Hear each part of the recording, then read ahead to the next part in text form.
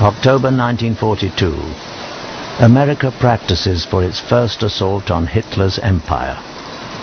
Preparations for Operation Torch, an Allied invasion of North Africa, reveal an army and navy disorganized and poorly trained. Trial runs for the invasion leave landing craft and soldiers scattered up and down the eastern seaboard of the United States, miles off target. Major General Ernie Harmon. If they can't find an objective in peaceful Chesapeake Bay, how are they going to find an objective in darkness on a foreign shore and under conditions of war?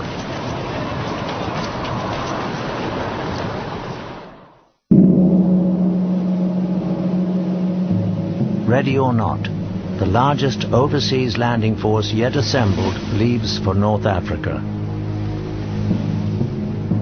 For almost every American on board, officer and soldier alike, this will be the first time they have ever been shot at by an enemy.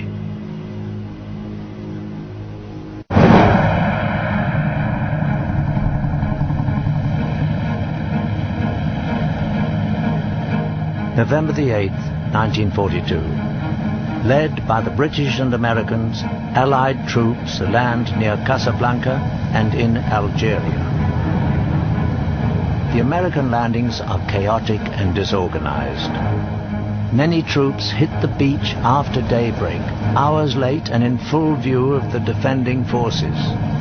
Lieutenant Robert Lewin writes to his mother. The day we landed was pretty exciting. My boat got lost. Finally, we hit the beach and lo and behold, everyone who had landed before us is standing around and smoking and laughing. There hadn't been any opposition on the beach. Then it came. Guns opened on us, screaming shell fragments careening around. We dive into holes, and I get covered in camel dung.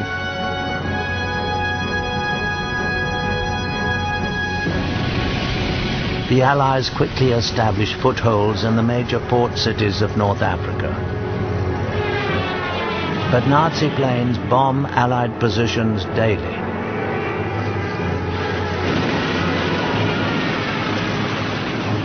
U.S. Army nurse Eugenia Rutkowski. We disembarked and were quartered in large tents in a bivouac area.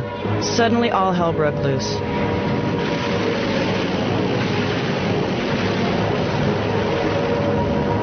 Alert alarms were blasting, planes droning above, and anti-aircraft guns bombarding the sky.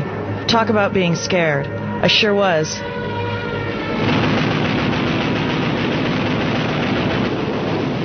The British voice guided me to a bunker. He offered me a chair, a glass of wine, and a view. I needed that drink of wine.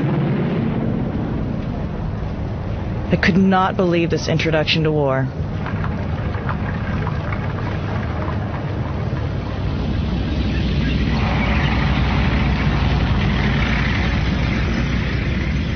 Tanks and men move eastward towards the mountains of Tunisia, where the German army is dug in with tanks and heavy artillery. The action is captured by Hollywood film producer Darryl Zanuck. Life out here is very elemental. You cannot wash or shave as frequently as you'd like, but somehow it doesn't seem to matter. You live under tension. This is no rehearsal.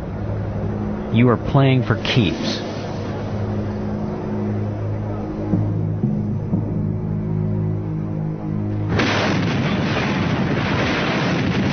A modern battle is not at all what most people imagine it to be. There actually is no front line. The action is fluid.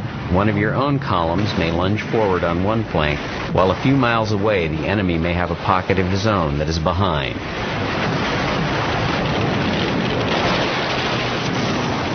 You rarely see the enemy tanks and our own tanks at one time. They do not rush at each other like a pair of knights on horseback. It is a strategic cat-and-mouse game.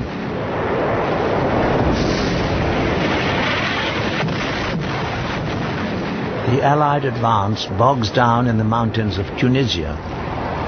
U.S. war correspondent Ernie Pyle for the Scripps Howard News Service. Our army is a green army. And most of our troops are in battle for the first time against seasoned troops. We simply didn't have enough stuff to knock out the Germans instantly. The going will be tough and probably long before we have cleaned up Africa and are ready to move to bigger fronts.